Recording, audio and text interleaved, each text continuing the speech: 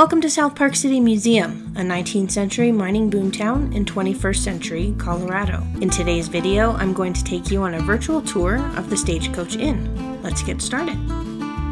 The Stagecoach Inn is a two-story structure made of hand-hewn timbers, many of which are 18 inches thick. It was originally located at the top of Mosquito Pass, where it served as a halfway spot. It opened for business as the Halfway House, a common name for an inn halfway between 2 points in the 19th century. Museum founder Leon Snyder had seen this building many times on his trips into the mountains, and knew it would be perfect for South Park City. The trail leading to the inn was overgrown and strewn with rocks. It was difficult to visualize the many stagecoaches that had traveled this route daily, covering a distance of 23 miles from Fairplay to Leadville. The challenge was, how could this enormous yet sturdy building, resting in snowdrifts on a pass 13,180 feet high, be moved? Just the idea of moving this building intact seemed impossible, but Mr. Snyder, along with other volunteers from Fairplay and the surrounding area, found a way to get the job done. Once the building was off its foundation and ready to be trucked down the mountainside, the trail had to be cleared. A bulldozer was used to widen the road and push rocks aside. Marshy areas were filled in. Twice, the huge inn faced disaster by sliding off the flatbed tree. The expert hauling was done by Mr. C.W. Howard of Colorado Springs with such skill that most of the original chinking between the logs was kept intact. The sign by the door announces that this is indeed an official stage stop.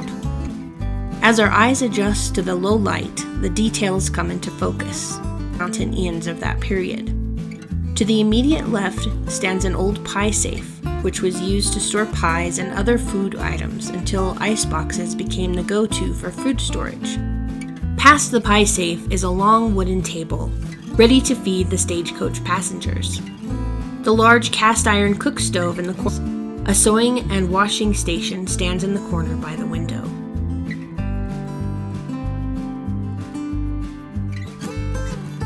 Old trunks stacked beneath the stairs wait to be loaded onto the stage. A piano against the far wall would have provided entertainment to guests. A second wood stove near the entrance provides extra heat and a warm spot on the floor for travelers on a budget to sleep. That divides the building in half. This is the sleeping area. To the right are two guest rooms. Each room provides the bare essentials: a bed covered in thick quilts, a dresser, a chamber pot, and room for luggage. The first room on the right features a wood stove in the corner to ward off chill. To the left are the proprietor's quarters. A bed with an outfit laid out for the day sits to the left, ready to pack. To the right, a spinning wheel sits behind a desk, and a smash for a room at an inn in 1880 usually ranged from 50 cents to $1.50, with meals costing on average 10 cents each. Meals at the Halfway House cost 50 cents, and a room with a bed cost $3. Adjusted for inflation, that would bust. The difference?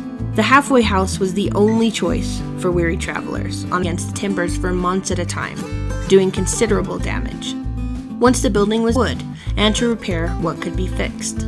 The Stagecoach Inn has been at South Park City for 62 years now. It sat at its original location for 70. Minihan died in the spring of 1899. There are no records available as to what happened to the inn after that, or how long it stood abandoned. We are proud to be the caretakers of such a unique building.